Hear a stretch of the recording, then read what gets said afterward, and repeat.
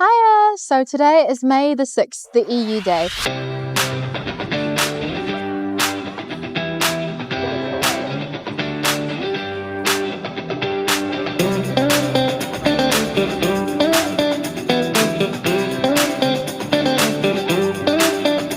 Usually it takes place on the 9th of May, but this year it's on the 6th of May. I will interview quite a lot of representatives from different EU member states. Let's go.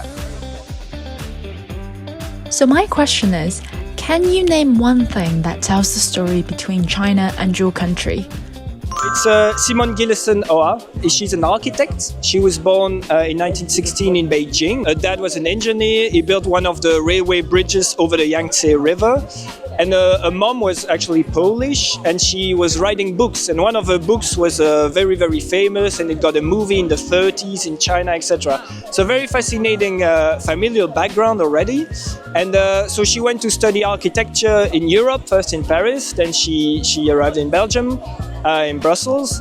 And during the Second World War, she was a resistant against the aggression. And after that, she became an architect. And she was one of the first women in Belgium to open an architect office under her own name. And she was one of the only women architects around. She was one of the pioneers of modernism in Belgium. So she built a different type of building. She built houses, she built a stadium, she did cultural centers, etc. She still has, I think, some family here in Beijing, etc. So I think that's a good example, a cultural example of bridges that are between China and Belgium. I think I can see the answer. Yeah, so this is my little friend, little mole, Xiao Yanshu.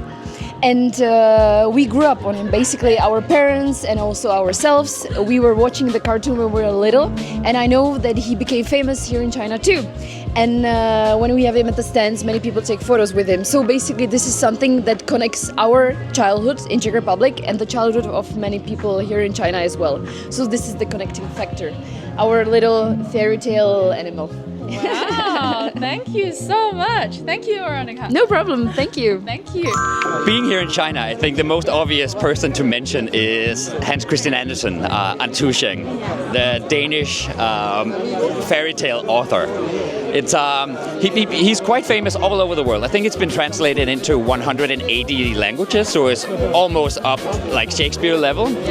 But the thing is, when you come here to China, you very quickly find out that he's almost as popular here as he is back home. So it's a very good, it's a pleasure to experience that we share the love for Hans Christian Andersen here. Wow. Thank you so much. And I think there's a little mermaid statue in Denmark.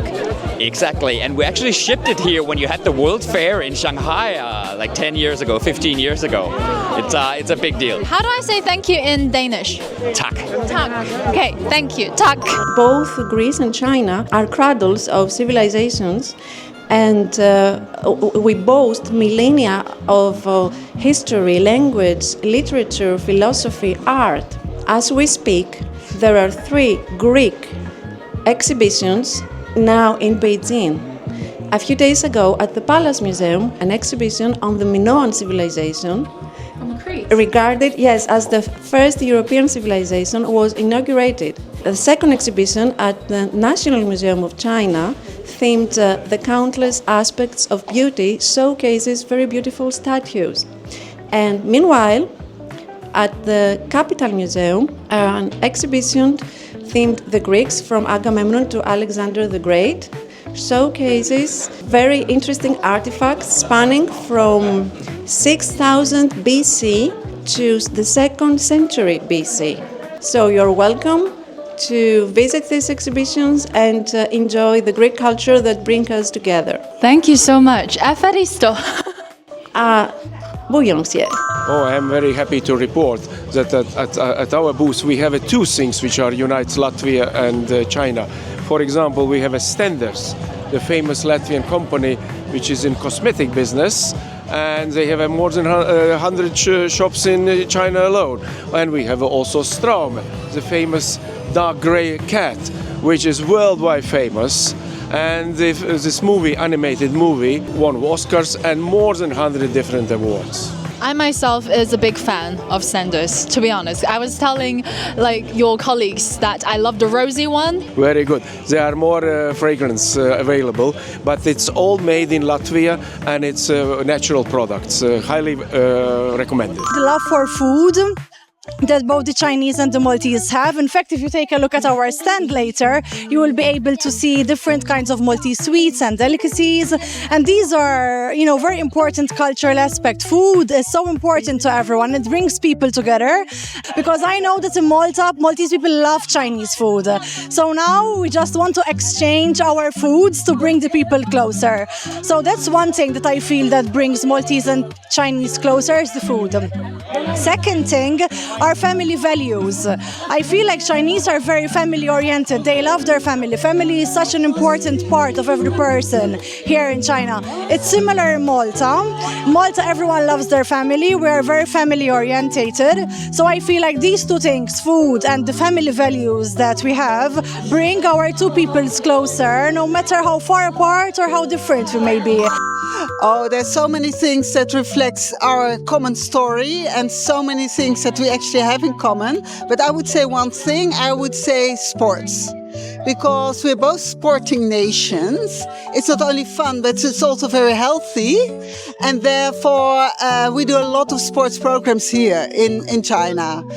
So last year, for example, we had a very beautiful dance performance with a company called Intro Dance. Because sport is for everyone. And we feel that everyone should be able to sport. So we had a performance with people from different ages, from different abilities. Some were hearing impaired, some were in wheelchair, or were even over 70 years old. But they were really in their strength and they had a beautiful performance. Yes, because we really think everybody can actually sport. And that is why in our booth here, as you can see, so we challenge you to take this blindfold and then kick the ball and feel what it is like to be blind but still play soccer.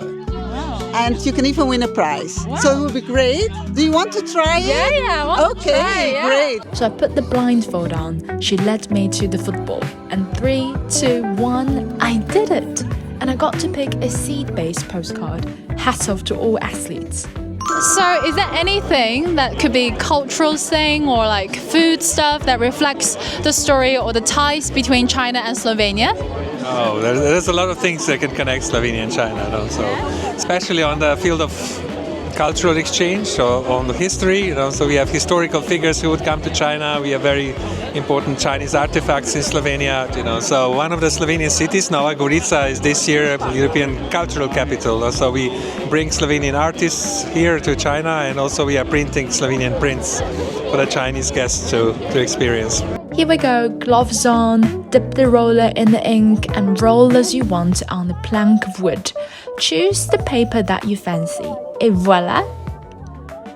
50 years since the establishment of direct diplomatic relations between the European Union and China. Well, Romania looks at a much longer history back. During the 60s, the decade before, there was a huge approachment between Romania and your country.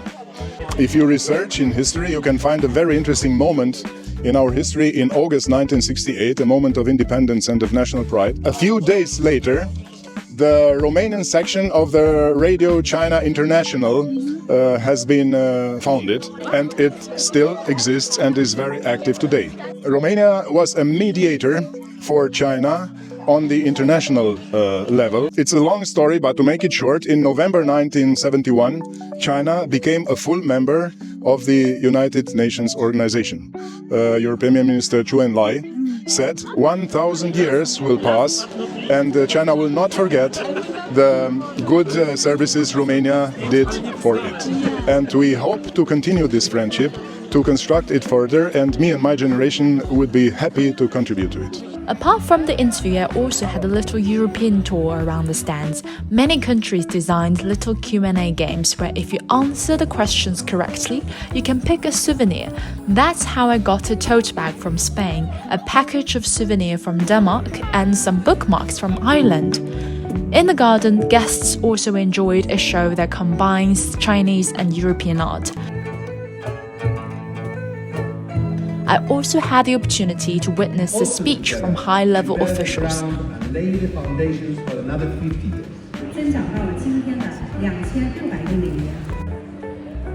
Later on, the ambassador answered my question. I also noticed that there are Europe Day in Europe as well. So what do you think is the difference between the Europe Day in Europe and also the Europe Day in China? Well, Europe Day in Europe and usually in China is on the 9th of May. But this year we are organizing it on the 6th of May to celebrate both the day, the Europe Day, but also the 50th anniversary of our relations. 50th anniversary of the European Union-China relationship, which is one of the most important relationships in the world. So this is a cause for celebration, but also for examination of what we have done, which is great, and to lay the foundations for another 50 years of progress in our relationship. Being at the embassy, I felt the warmth and friendship between the Chinese and Europeans firsthand. I will see you in my next video. Bye!